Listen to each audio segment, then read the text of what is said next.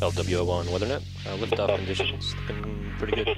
ESPS is ready for launch. Ignition. Liftoff. Falcon 9 has cleared the tower.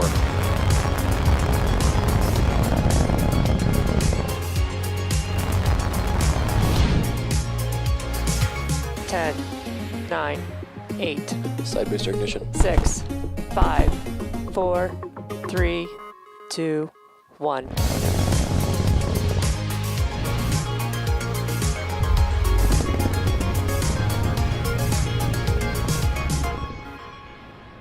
Good morning. It's Thursday, February 4th, and you're looking at a live view of Falcon 9 as it awaits its 1:19 a.m. Eastern Time launch from Space Launch Complex 40 at Cape Canaveral Space Force Station, Florida. My name is Kate Tice, and I'm a senior certification engineer here at SpaceX, joining you from our headquarters in Hawthorne, California. You're watching a live webcast for our 18th Starlink mission and our 4th launch of 2021. As many of you know, February is Black History Month here in the United States. Since 1976, the United States has designated the month of February as a time to recognize and celebrate the critical roles that Black people have had and continue to have in shaping our shared history. Here at SpaceX, we've encouraged everyone to celebrate, learn, and discuss the ways our industry has benefited from the work of Black Americans, and we encourage you to do the same.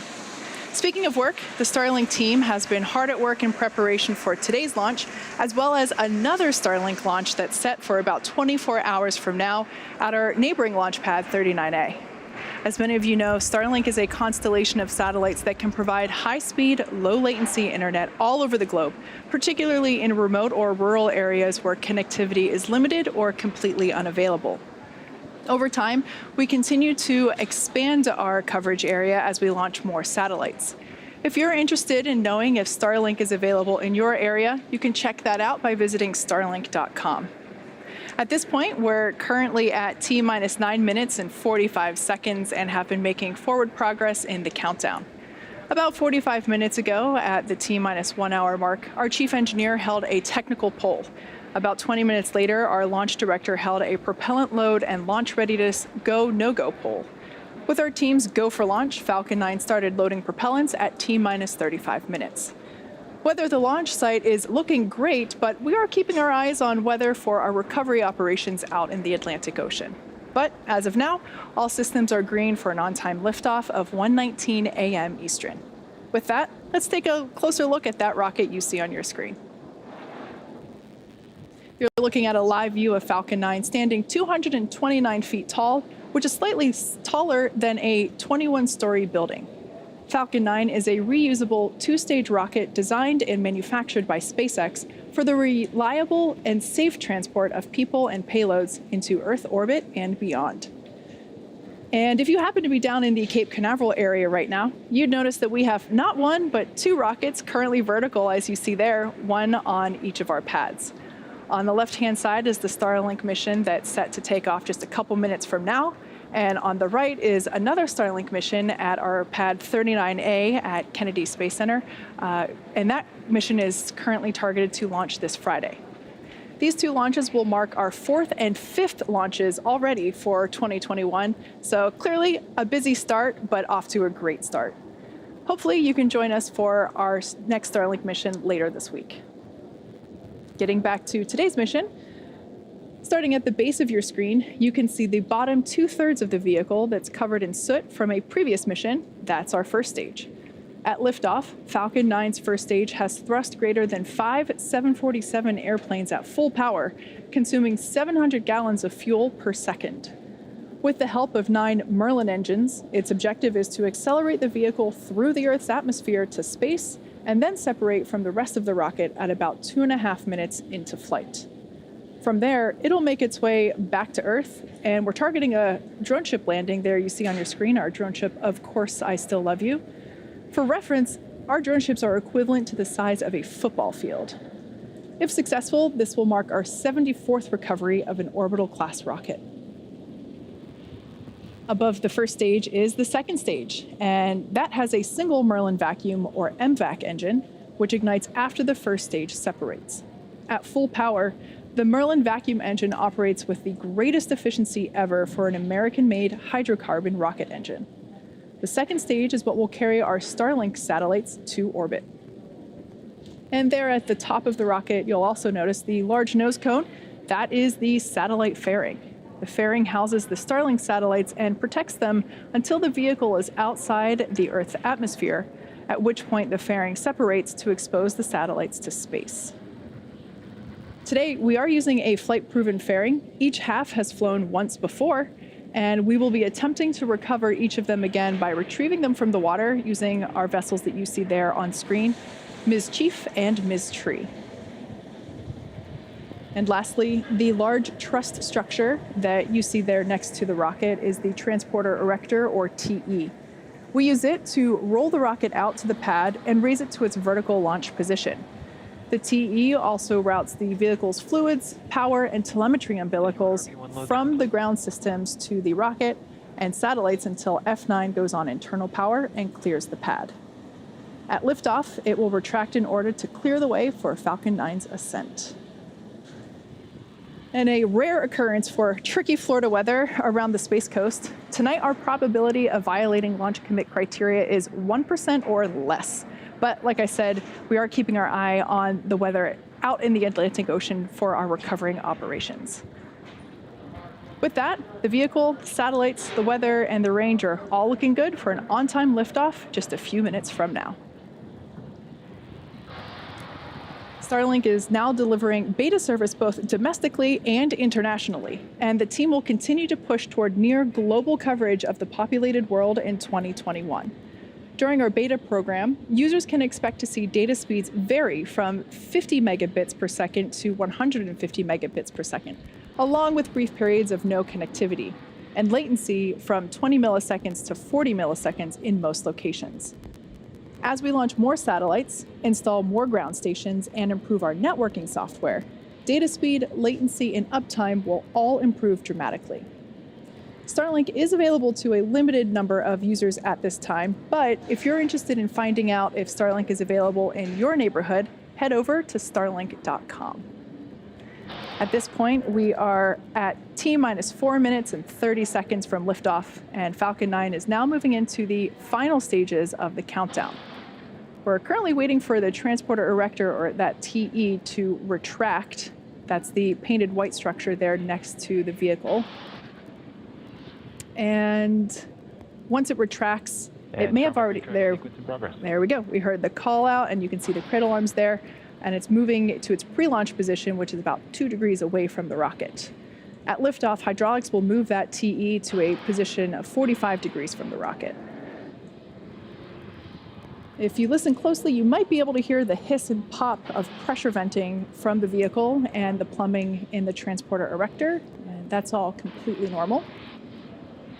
At this point in time, the first and second stages are both nearly fully loaded with 1 million pounds of kerosene fuel and liquid oxygen.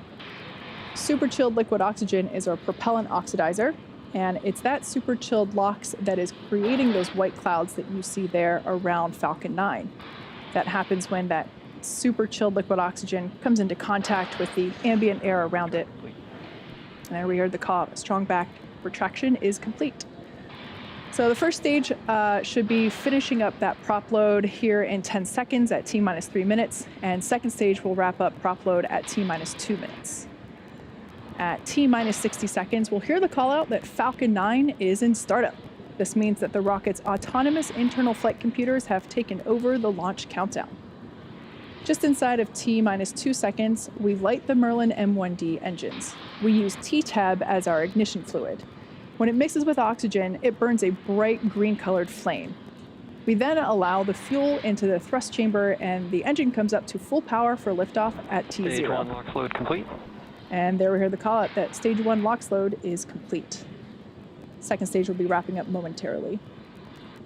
The Starlink payloads continue to be healthy, and the F9 team tracking no issues with the rocket. Like I mentioned before, less than 1% chance of violating our our weather rules at the Space Coast launch site there you see. But we are keeping our eyes on the weather around our recovery operations. And the range has cleared the surrounding ground, water, and airspace and are green for launch. Now, if for some reason we don't get to launch today, we do have a backup opportunity on February 5th at 12:58 a.m. Eastern Time.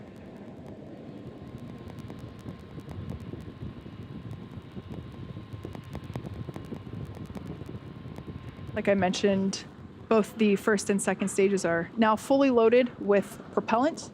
The white cloud that you see venting there is just... Stage 2 LOX load complete. Oh, there we heard the final confirmation for that stage 2 LOX load. And the white cloud there is just the leftover liquid oxygen in the load lines there in the transporter erector, vaporizing as they come into contact with the ambient air. In just a few seconds, Falcon 9 will be in startup, and the first and second stages will begin to pressurize for launch.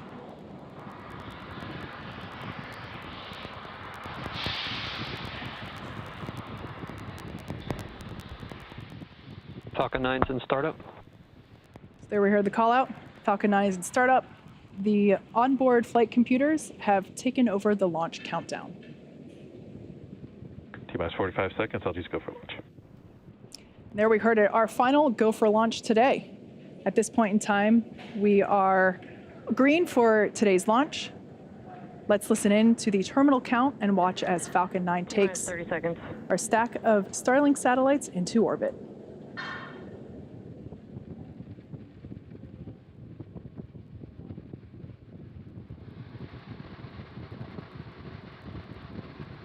T-minus 15 seconds.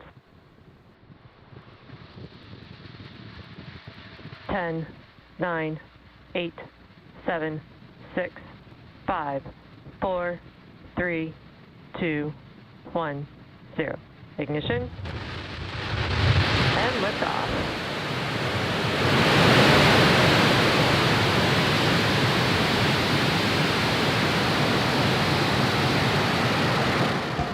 Vehicle is pitching downrange. Stage 1 chamber pressure is nominal.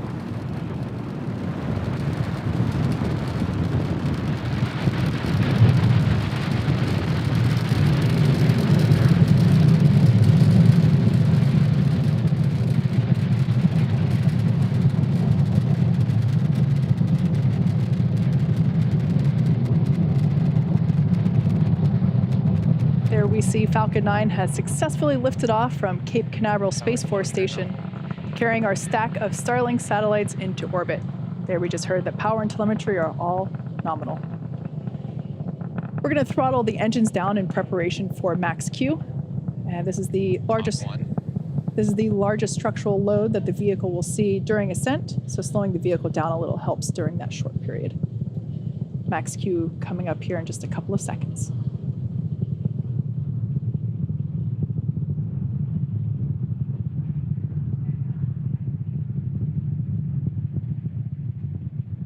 Max Q.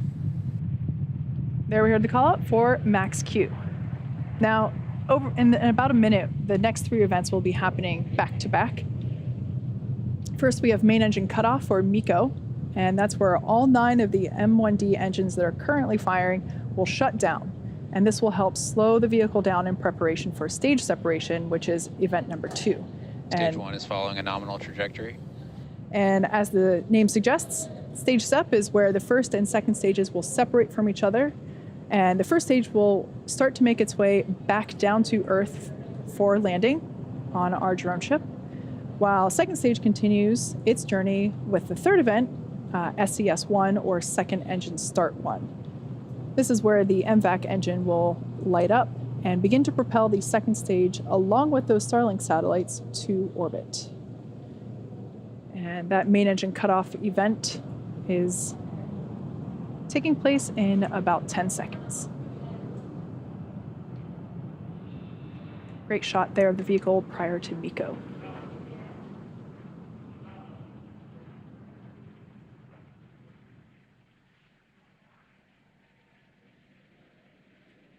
Main engine cutoff. Stage separation confirmed.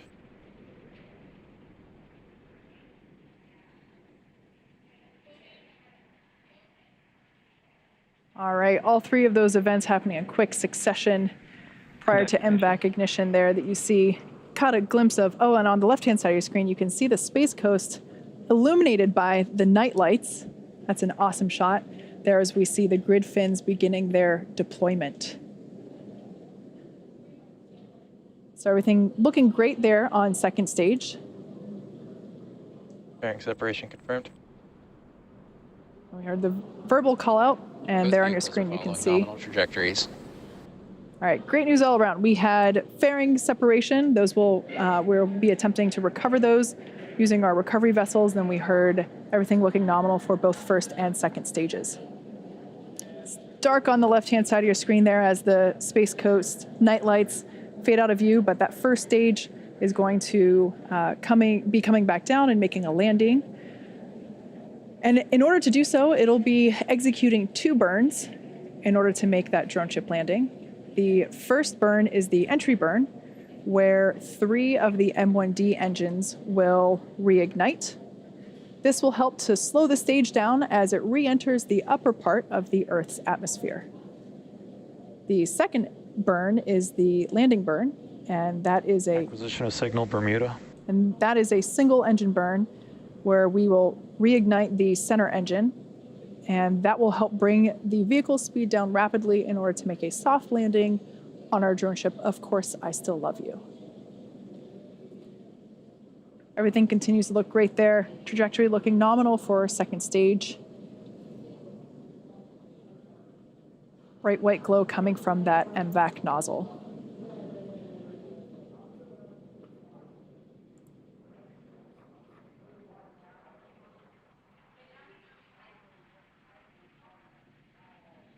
So at this point in time, the first Both stage, vehicles continue to follow nominal trajectories. at this point, the first stage is now beginning to descend back to Earth. It is equipped with 4 hypersonic grid fins that are positioned near the top of the first stage. We don't have any light illuminating the vehicle at the moment, so can't really make them out on camera. So we're providing you views of our second stage instead. But those grid fins that we saw deploy earlier are what stage 1 uses to help steer as the stage makes its way back to Earth. They help orient and guide the booster during re-entry and during descent. Additionally, the first stage will occasionally use nitrogen gas bursts for attitude control. And less visible at night, but certainly during our daytime launches, you can see them as little white puffs near the top of the rocket. Falcon 9 first stage is also equipped with 4 landing legs, and we make those using state-of-the-art carbon fiber with aluminum honeycomb. And those are placed symmetrically around the base of the rocket and deploy just a few seconds prior to landing. So we're expecting that entry burn to begin in 5 seconds. Stage 1 FTS is saved.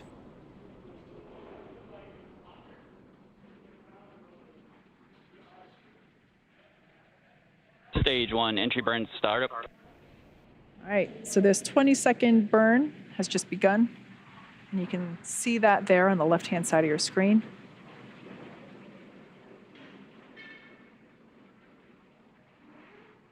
If you look closely, you might be able to see those grid fins actuate to assist Stage 1 entry burn shutdown.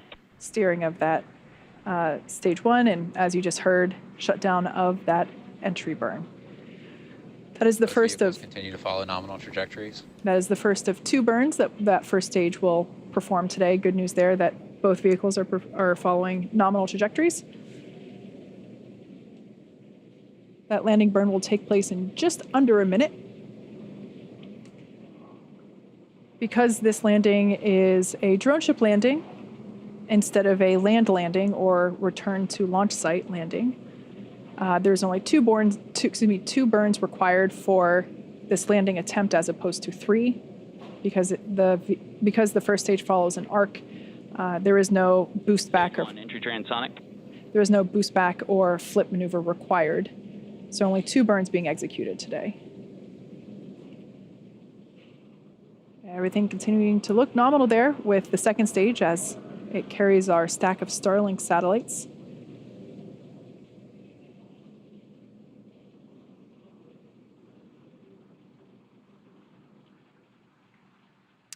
And that landing burn out. There we have a shot of the drone ship holding position in the Atlantic Ocean. Stage 1, landing burn startup. And there we can see the lights beginning to illuminate the platform and the waters around.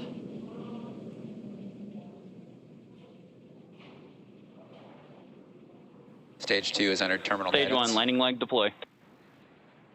Okay, let's see if we're able to stick this landing. Looks pretty good. There we can see the first stage has landed. This marks the Stage 2 FTS is safety. This marks the 74th successful recovery of an orbital class rocket and the 5th recovery for that particular booster that you see there. So that's all great news for the first stage. Turning our attention to the second stage there. Second engine cutoff is expected momentarily. Seco. And there we heard the call out for SECO, second engine cutoff. Signal, Kate. And we're gonna wait to hear the call out for good orbit.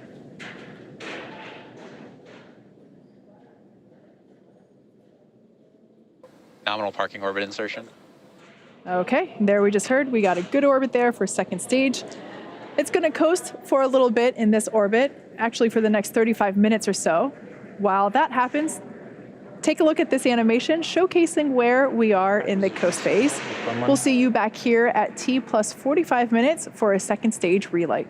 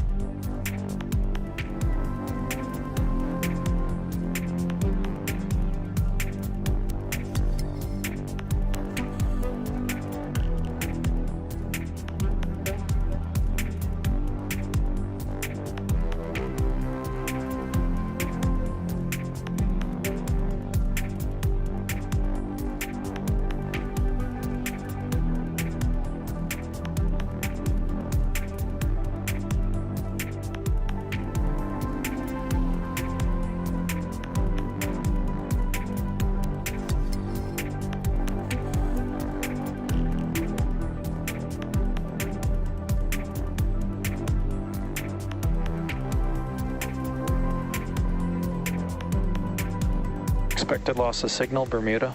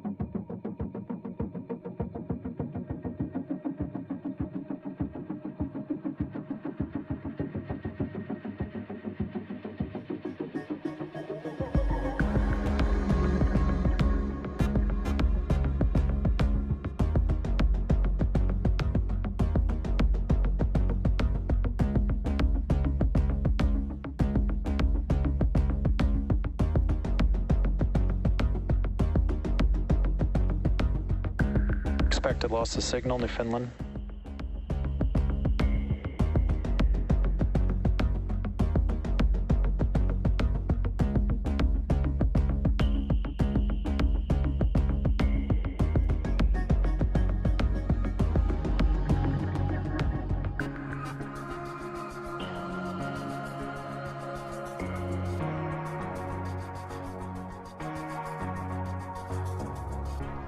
Acquisition of signal, Goonhilly.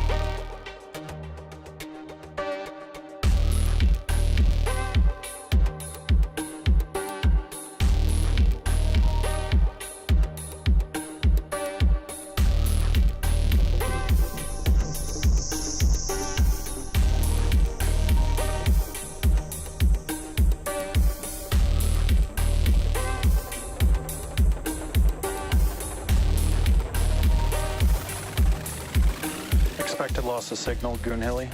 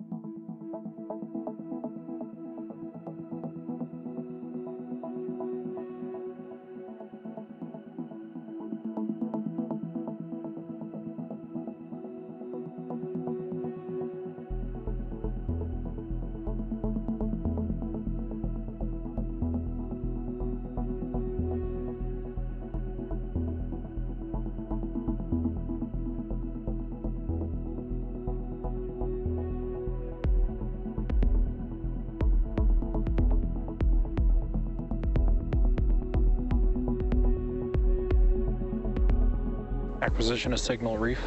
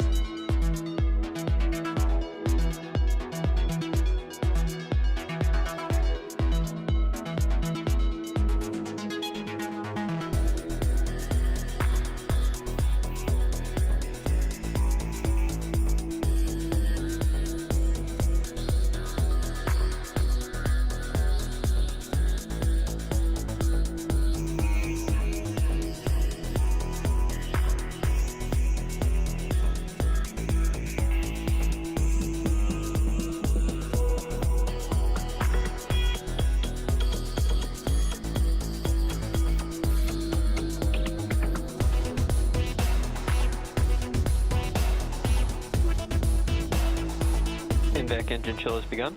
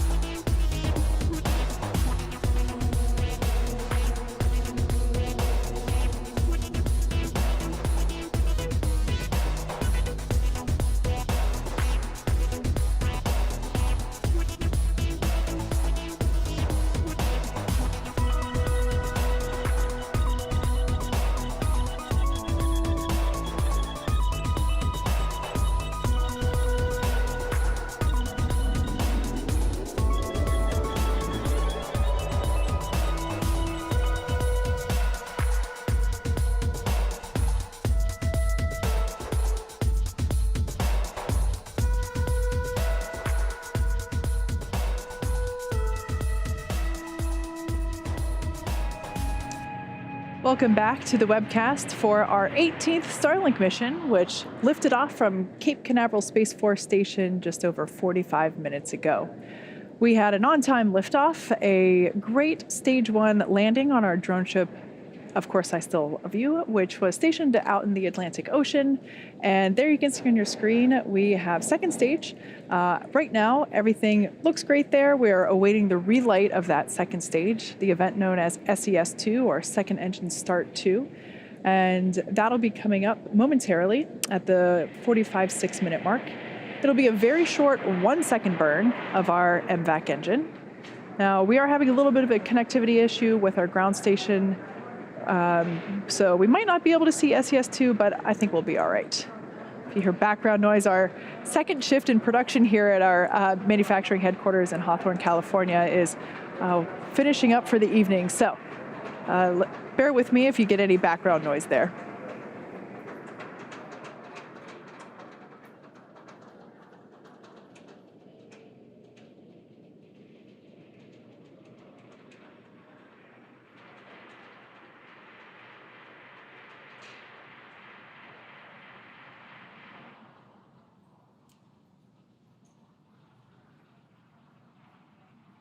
If you're just joining us, we are coming up to Second Engine Start 2, or SES2, the second and final burn for our MVAC engine this morning.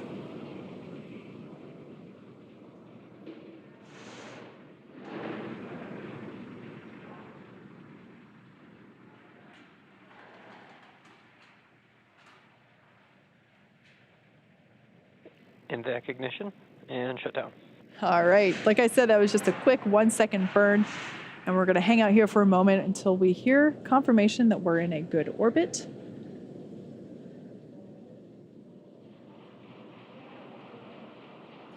Like I mentioned, that is the Nominal insertion orbit.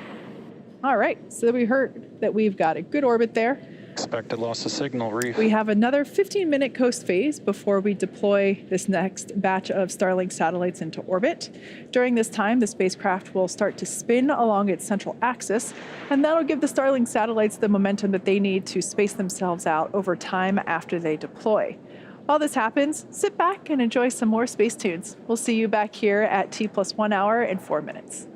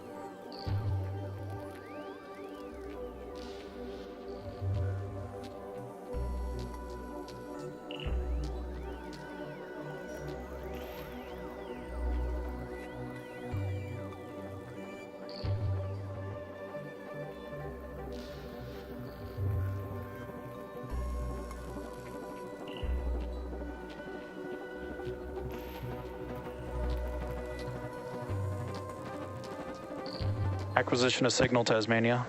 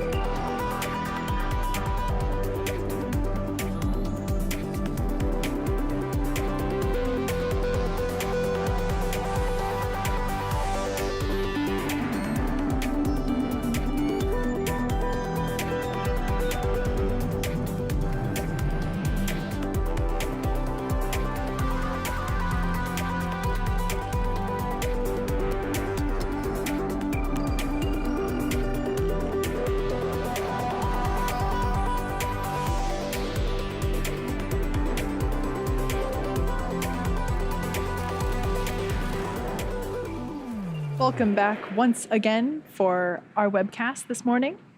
We had an on-time liftoff from Space Launch Complex 40 and first stage landing on our drone ship. At this point, second stage has completed its 2 MVAC burns, and we're now coming up on deployment of our Starlink satellites. That should be happening here just momentarily.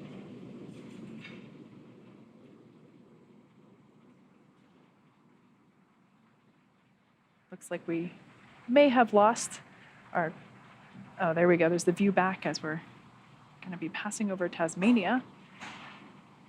Great sunlit shots there.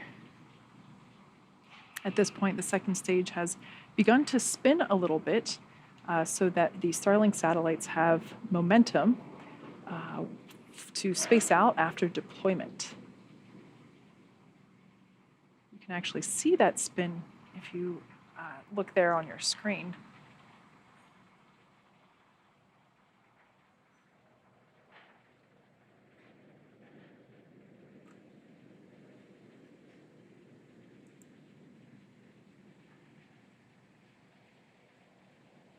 I'm hearing we might lose that ground station signal Payload separation confirmed. prior to deployment. Oh, but there we heard the call out, and we can see it on the screen. We've got deployment of this batch of Starlink satellites. There you can see that they are slowly separating. We ended up losing that signal, but just after that deployment. So as you might have noticed, they did begin to start slowly separating out from the second stage. Shortly, they'll be deploying their solar arrays, and over the next few days and weeks, they'll distance themselves out from each other and use their onboard ion thrusters to make their way to their operational orbit. But with that, we're going to bring our webcast to a close. Thank you to the Range and FAA for supporting today's mission. If you're interested in Starlink service, head over to starlink.com and sign up. Thanks for joining us, and have a great morning.